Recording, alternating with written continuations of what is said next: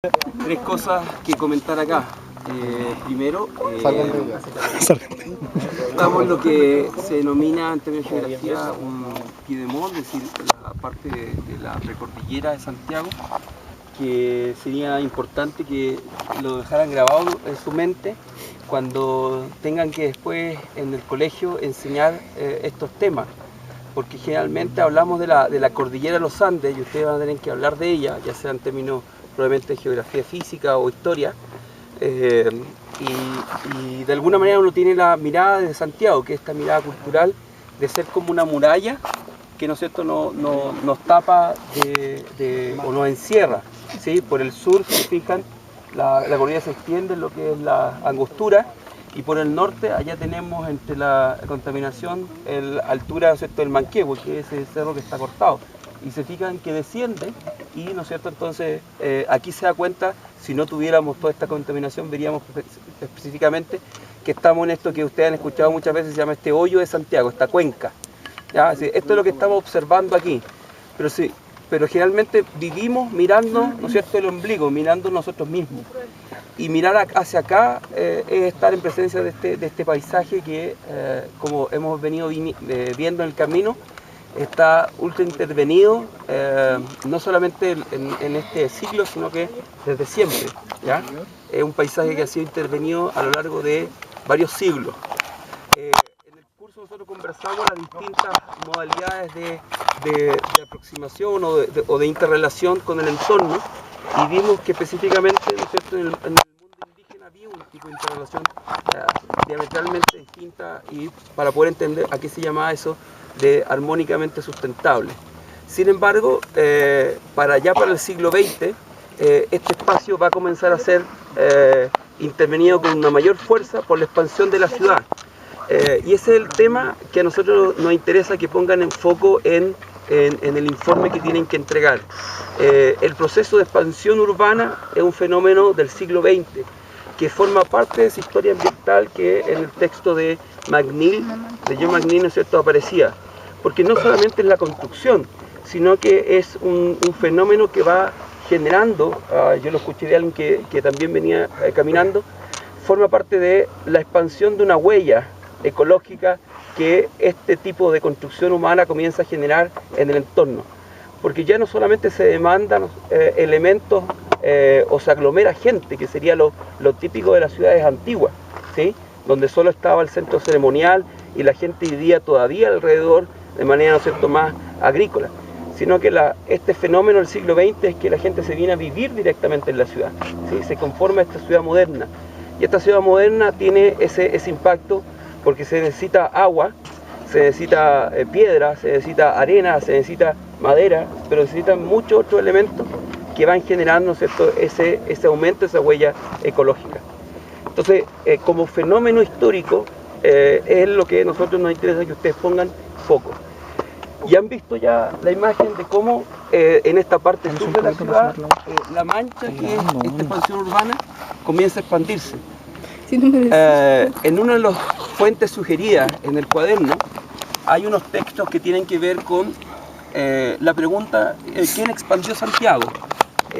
Uno debería también en historia hacerse la pregunta es ¿cuándo y cómo se expandió Santiago?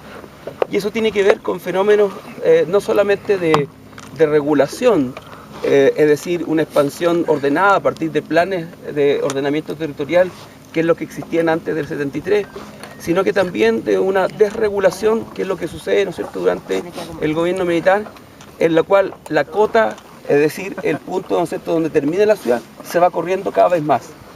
Hasta el año 94, que era, ¿no es cierto?, la última vez que se estableció un límite, ¿cierto?, en la cota 1000, desde ahí han comenzado a generarse demandas por aumentar o subir esa cota. ¿Se acuerdan lo que es la cota? No, la cota corresponde a puntos de igual altura en el terreno. Entonces une, ¿ya?, a lo largo de los cerros, une, ¿no es cierto?, puntos que están a la misma altura. Por ejemplo, el sendero que estamos acá va por una cota, es decir, por una altura determinada. Entonces se establece que la ciudad tiene ese límite. Para los años 60, el límite estaba en hoy día los canales, ¿no es cierto?, las perdices, por ejemplo, ¿sí? Y sobre esa cota solo encontrábamos, ¿cierto?, los fundos que, ¿no es cierto?, nos han comentado, o incluso, por ejemplo, ¿no es cierto?, más allá, polvorines del ejército. Es decir, solo eran propiedades, ¿no es cierto?, que estaban pensadas alejadas de la ciudad. Dicho de otra manera, era como si hoy día, por ejemplo, entendemos Santiago con Maipú. Maipú, Puente Alto, San Bernardo eran verdaderas ciudades aisladas, ¿no es cierto?, que luego, ¿no es cierto?, comenzaron a conurbarse. Entonces, ese límite, ¿no es cierto?, fue expandiéndose cada vez más. Luego, ¿no es cierto?, en los 80 decíamos desregulación y por tanto el mercado inmobiliario compra y lotea todos estos fondos. Es decir, subdivide, ¿ya?, a precio de mercado todos estos lugares y tenemos, por ejemplo, lo que es Santa María Manquehue, ¿sí?, o incluso la expansión a Sala Dehesa. Fenómenos que hoy día todavía se siguen produciendo, ya sea, ¿no es cierto?, por el lado, ¿no es cierto?, norte de la ciudad, Colina, ¿ya?, que, ¿no es cierto?, donde vive, ¿no es cierto?, Marjorie, y para el lado sur, donde, ¿no es cierto?, hoy día nos estamos aproximando con parcelas de agrado para Buin, ¿no es cierto?, y San Bernardo. Entonces, esta mancha, este crecimiento hoy día ha tomado un carácter desordenado. Y hay organizaciones, no solamente como la que hemos conocido, la Red de Protección, sino que también como otras, como Habitemos la Ciudad, que efectivamente están pidiendo una restricción a ese crecimiento desordenado. Antiguamente las soluciones eran a través de la densificación, es decir, la construcción en altura. Sin embargo, es cada vez más cara la construcción, ¿no es cierto?, interna en la ciudad. Y cada vez, ¿no es cierto?, estamos apropiándonos de más terrenos que tienen, ¿no es cierto?, carácter o agrícola, ya sea del norte, o este carácter, ¿no es cierto?, de bosque en la zona de la precordillera. Entonces, volvemos a recordar y subrayar que el foco es ese. Entonces, en el informe se les pide que usted no solamente saque fotos, sino que sea capaz también de profundizar en este aspecto de cuáles son las problemáticas y las consecuencias de esta expansión desordenada del mundo urbano, ¿ya? No sé si hay alguna pregunta, comentario, algo que les haya llamado la atención hasta aquí. No, güey. Le dije a ella, oye, que me está grabando. Sin respeto, insolente. Ordinario. Pues, independiente de que nosotros nos encontremos en un espacio natural, igual está intervenido. Ya cállate. Un poco así como el paisaje, nos vamos dando cuenta, como ustedes señalaban, que se va cortando esta brecha de espacio. De hecho, hay como pequeños espacios donde ya hay casas, Ah, ya te enfermo. la torre de alta tensión y todo eso. Igual hay que, o sea, uno tiene que señalar eso y en el fondo también la cuestión del smog. Y obviamente no podemos ver todo como el escenario que tiene Santiago en cuanto a lo que ha ocupado como espacio. Sí, hay dos fenómenos que se unen aquí. Uno que yo mencionaba, que es el mercado inmobiliario, que tiene que ver con generar una oferta de terreno, principalmente en los 80 y parte de los 90, para la construcción de viviendas sociales. En los 80 se produjo un fenómeno re interesante, que es que a partir de la desregulación que se produce del mercado del suelo, el gobierno militar lo que hace es erradicar gran cantidad de poblaciones de menores recursos que estaban en la zona oriente. Por tanto, tiene que trasladarlo para generar la segregación, ¿cierto?, de esa población, las traslada a la zona sur. ¿Ya? Comunas como La Pintana son creación de esas grandes erradicaciones que estaban en lo que hoy día, ¿no es cierto?, es Borde Río, por ejemplo, en Vitacura. ¿Ya? En los años 80 eran poblaciones que llamábamos callampas, ¿sí?, campamentos. Entonces, ahí hay un fenómeno que es intencionado de segregar la ciudad a partir de elementos socioeconómicos, ¿sí? Entonces, no solamente es un mercado que se está expandiendo para gente que tiene, ¿no es cierto?, los recursos, clase media o clase alta, que quiere ocupar estos terrenos, sino que también el reordenamiento a partir de políticas, ¿no es cierto?, llamaríamos esto de segregación. Y eso continúa después del gobierno de la Concertación, si ustedes se acuerdan, la polémica con también la búsqueda de suelos baratos para las casas o edificios de viviendas sociales, en Puente Alto, por ejemplo, las famosas casas Copeva, ¿ya?, que han generado todo un proceso de estudio sociológico también, histórico, respecto de lo que significa el desarraigo de habitantes de la ciudad que han vivido en torno, ¿cierto?, a un espacio, por ejemplo, como este, que después se le lleva a un lugar donde no existe una interrelación con el entorno así. Es decir, se construyen las casas, los edificios, se les entrega, pero todo está por hacer.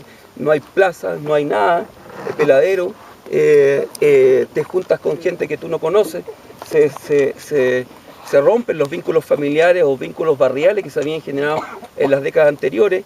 Y por tanto, la idea del barrio hoy día está súper cuestionada porque no es una construcción de la antigua escuela, ¿no es cierto?, donde el barrio era entendido como una comunidad, así que tú construyes eso, sino que es una imposición territorial desde el Estado. Es decir, tú vives en un lugar, te obligan a vivir en un espacio y te dicen, ese barrio se llama tanto, y no hay posibilidad de construir lo que en geografía se llama, ¿no es cierto?, un lugar, así que tenga una identidad, un arraigo personal. Entonces, se fija así que es una transformación de la ciudad por completo, ¿sí?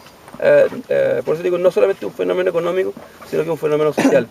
Y en ese sentido parece más lógico, o se puede entender, porque estos conflictos que suceden con la expansión de la ciudad, no hay una vinculación territorial de quienes participan, que es lo que les preguntábamos a los chicos al comienzo. Es decir, no todos ellos viven cercanos a Palul, sino que hay una transversalidad que tiene que ver con la búsqueda de una identidad también, la búsqueda de un sentimiento de arraigo también con una ciudad que hemos nacido en ella, pero no nos sentimos partícipes de ella, ¿sí?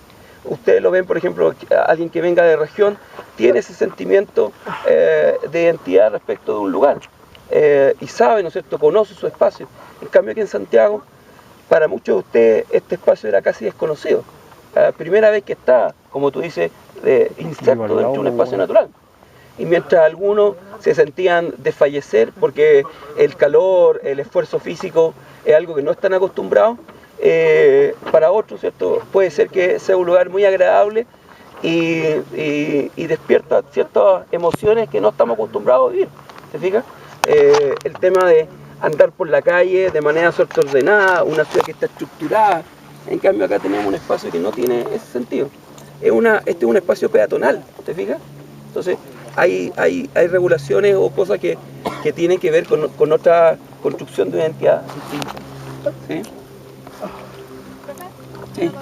Sí, por favor. Hablando de expansión urbana, que usted decía, y segregación socioespacial, muy cortito, que a partir de la expansión urbana hacia las precordilleras que se generan en los riesgos naturales. Es decir, los riesgos no son solamente que hubo una lluvia fuerte y se llevó un material hacia abajo y provocó una aluvión, sino que es más bien una construcción social, porque al final la gente viene, pavimenta, genera casas, como el triangulito que ven ahí, que es un pedazo perdido del panel, y en el fondo aumenta este tipo de riesgos, ¿cachai? O sea, también hay que tenerlo en la cabeza que aparte de Imagina cualquier cosa. El triángulo. y todo eso, también se genera riesgos naturales. Sí, de hecho, Que por ejemplo en Lo Barnechea hay poblaciones que viven en quebradas y ellos no tienen el nivel socioeconómico como para poder tener medidas de mitigación, como en el caso de, no sé, pues, personas que viven aquí mismo en locales, ese tipo de cosas. Así que en ese sentido también hay un poco de segregación socioespacial. igual, lo que hablaba el profe acerca de la desregulación urbana e inmobiliaria, igual afecta, como decía ella, lo que son los riesgos naturales, porque o sea, yo había leído una vez un reportaje en el diario que estaban construyendo casas así como al lado de la quebrada de Macul. O sea, sabiendo evidentemente que ahí pueden haber aluviones o que puede haber, no sé, un terremoto más o menos grande y que la embarrada ahí, igual como que están construyendo casas, se están ampliando, la están construyendo al lado de donde está la central nuclear, así como experimental, y que en algún momento puede que falle y cause una pérdida tremenda en lo que es el espacio ahí en Macul. Y no solo en Macul, sino también en otras partes existe lo que es el espacio natural. De hecho, la ampliación como que se está dando tanto hacia el sur o hacia el poniente, que ahora están construyendo casas más allá de Peñaflor, Talagante, todos esos lados, afecta mucho lo que es el espacio natural de acá, de Santiago. hay varios conceptos que han aparecido que sería interesante que los pudieran recordar. Riesgo natural, construcción humana. El riesgo natural genera índices de vulnerabilidad, y la vulnerabilidad no solamente existe en el ámbito social, de la pobreza, sino que en el ámbito ambiental también. Entonces, son conceptos que forman parte también del currículum escolar. Y este es un buen espacio para poder hacer partícipe a los estudiantes de poder observar en terreno estos elementos. Abajo, Ani nos comentaba respecto de los valores que tenía que cuidar PANUL. Yo le agregaría uno que tiene importancia para nosotros, que es el valor pedagógico de estos espacios. PANUL tiene que protegerse porque es un espacio de un aula abierta, donde cada uno de nosotros podría traer a sus futuros alumnos, estudiantes, a poder conocer y vivir en terreno lo que significa estos fenómenos históricos geográficos. Y en ese sentido hay una importancia de ustedes de participar y no quedarse como profesores futuros de historia y geografía, que no se les olvide que geografía también, quedarse solo en la ciudad y pensar en salidas solo al museo o a la plaza más cercana, sino que tener la experiencia de poder venir y conocer y ustedes traer también a sus estudiantes. Hay una serie de beneficios, vuelvo a decir, pedagógicos que tienen que ver con traer a adolescentes o niños a estos espacios, que tienen que ver con la autoestima, con el crecimiento personal, que son complementarios a los aprendizajes más bien cognitivos. Entonces es un aprendizaje completo, no solamente, ¿no es cierto?, cognitivista, sino que en términos, ¿no es cierto?, totales. Me parecía importante también comentar eso a partir de lo que estábamos viendo.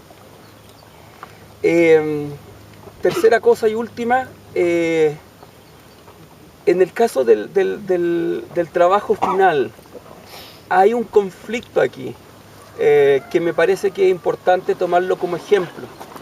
El terreno o el cuaderno de terreno que nosotros le hemos entregado es un modelo también que queremos compartir para que usted pueda tener una guía para hacer su trabajo de investigación.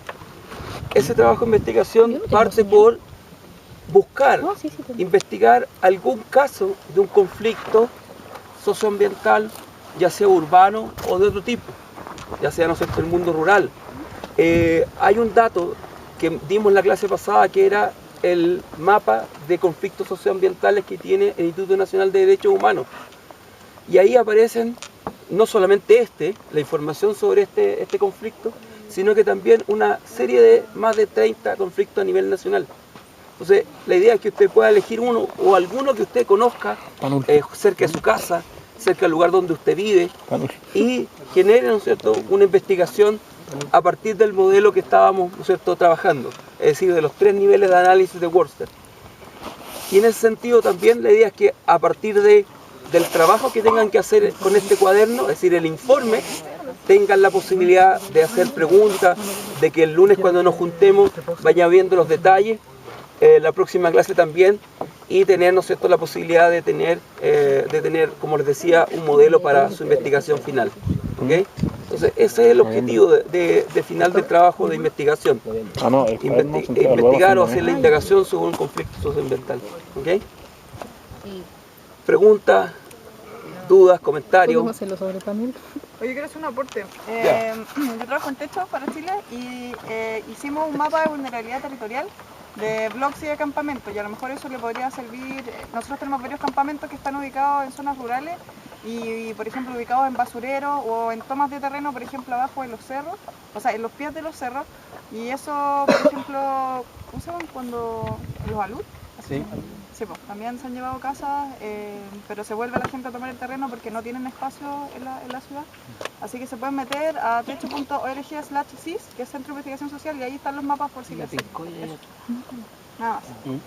Muchas gracias. Muchas gracias. Voy a mandar una solicitud por Facebook. ¿De verdad que te cambió la personalidad del terreno? ¿Ah? Apareció tu verdadero... El aire fresco, sí. Refresco. Ya. Te estoy mirando. Ya, Gabriel, si no hay ninguna pregunta más o comentario, Pueden bajar. vamos.